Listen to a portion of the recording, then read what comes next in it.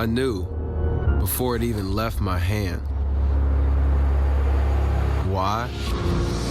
I've prepared to the point where instinct takes over. Nike had Stephen Curry in the building, and they still let him walk. One of the most loyal, hardworking, generational talents, dismissed with a mispronounced name, a copy-paste pitch, and zero respect. That mistake didn't just cost Nike a contract.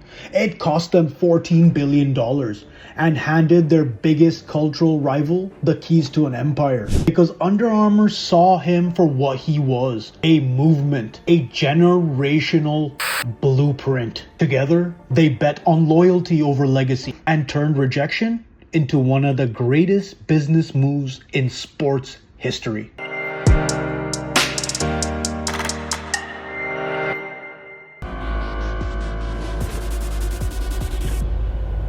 Never stopped working to get better. Steph had worn Nike since college. His godfather worked there. He was loyal, but that loyalty wasn't returned. In the re-signing pitch meeting, the Nike rep mispronounced his name, Stephon. Then came a slide with Kevin Durant's name still on it. And what's truly savage here? It's the level of incompetence. Imagine not looking over a slideshow or learning a guy's name when you're trying to get him to sign with the company. So it's not even speculation. That Nike executive, he intended disrespect. Who was that Nike rep, you might ask? Oh yeah, one Nico Harrison, who followed this move with trading away Luka Doncic literally 15 years later. Wow. And if you think about the sheer injustice of it all, you or I could get fired for talking too loudly. This guy lost Nike $14 billion, but 15 years later, he's still the head decision maker somewhere else. And he's still showing incompetence. Unreal, man. Nike didn't care. Nike didn't even try. Del Curry, sitting next to his son, was disgusted. He said he stopped listening right there. And this was after all the adversity Steph had already gone through with college. He was a 3-star recruit coming out of high school. None of the big colleges wanted him. But when Davidson finally gave him a chance, he blew the roof off the NCAA. And then when the Warriors drafted him, he was absolutely killing it. Literally, the only thing holding him back were his ankles. And so Nike treated him like a footnote, and that arrogance lit a fire Steph never forgot. Under Armour wasn't Nike. No NBA legends, no signature culture, just a brand on the outside looking in. But in the Warriors locker room, they had an unexpected spark. A Trojan horse, if you will. Kent Bazemore, an undrafted rookie, but UA believed in him. They sent him 19 boxes of gear in one season. No reason, just faith. And when Steph saw that, he didn't see marketing. He saw respect.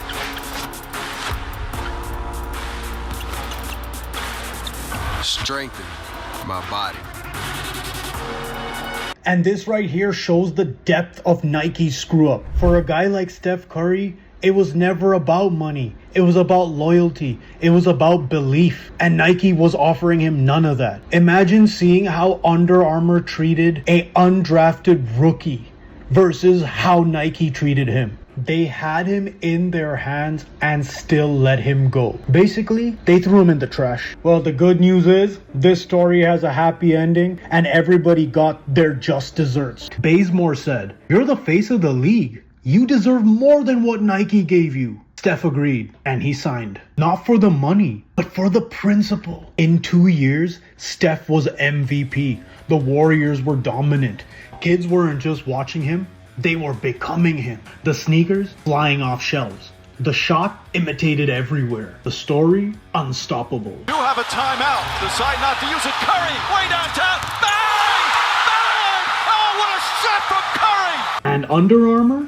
Their basketball division exploded, up 350% in 1 year. Suddenly, Steph wasn't just a face. He was the foundation of $1 billion shift. And Nike, watching the greatest branding mistake of the decade play out in real time. You good? We in?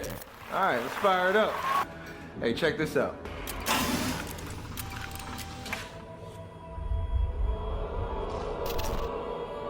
The ultimate upgrade. Meet Curry 5. And it only got worse for Nike from there. In 2020, the partnership reached another level. Curry brand launched. Not a name on a box, a full sub-brand, like Jordan. All you out there, I see you. The challengers, the people ruining the game. Together, we hacked handles. But this time, he was in control. Curry became president of the brand. Hands-on with design, rollout, impact. His first mission? Not selling more shoes, but building more courts, funding coaches, reaching 100,000 kids by 2025. Curry brand was more than a logo. It was a middle finger to every room that ever underestimated him. They used to think we were some kind of one-off, some special code. Well, guess what? We upgraded, and now we're a full-blown operating system. Let's be clear, Nike could have matched the offer. It was under $4 million. But they didn't, because they didn't believe, because they didn't fit the mold. Steph was too clean, too quiet, too choir boy. Jordan Brand literally mocked that image in an ad. But that's the thing. Steph wasn't trying to be Jordan. He was just trying to be Steph. There's always that debate on whether you hate losing more than you love winning, right? And I feel like, for me, losing just is the worst feeling in life at anything. Yeah, that's right. Told y'all we weren't playing. And that made him real. To kids, to parents, to the next generation. Nike missed that. Under Armour built with it. Since 2013, Stephen Curry has 10 signature shoes, MVPs, championships, global cultural dominance. And today, Steph Curry and Under Armour are locked into a lifetime multi-billion-dollar deal. Not because they had to, because they wanted to. They didn't just win the market, they won trust. And the empire they built, say it with me now, is valued at over $14 billion. All because Nike and Nico thought he wasn't worth the effort. Steph Curry redefined how basketball is played.